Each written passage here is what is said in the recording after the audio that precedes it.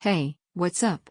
I've been using the Hisense 55-inch U7 every day for weeks now, gaming, movies, sports, streaming, and if you're someone who feels when visuals fall short instead of just seeing them, this TV hits exactly where you want it to. Before anything else, check the current price and stock on the 55-inch U7. TVs this capable don't sit at solid prices forever, and if it's at a number that makes sense today, that's the info that actually matters. You know that feeling when dark scenes look muddy instead of deep, when motion blurs instead of staying sharp, or when highlights just don't pop the way they should. You don't need to read a chart to know it, you feel it every time the picture doesn't match what you imagine. That quiet irritation isn't subtle. And that's exactly when you realize you've outgrown good enough and want something that finally delivers. Then you turn this screen on, and everything clicks.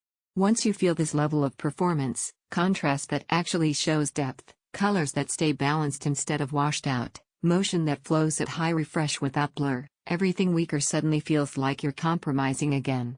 It's not about numbers on paper. It's about how scenes feel alive instead of flat. Picture movie night transformed because HDR highlights aren't blown out and shadows keep detail. Picture gaming where every frame feels clean, fast, and responsive, so your eyes don't chase blurry motion. Even everyday content suddenly feels more intentional because the screen finally matches your expectation instead of trailing behind it. And here's what most people don't expect: once you've felt that kind of clarity, brightness, and smoothness, other screens just look dull. You notice it every time you glance at anything weaker.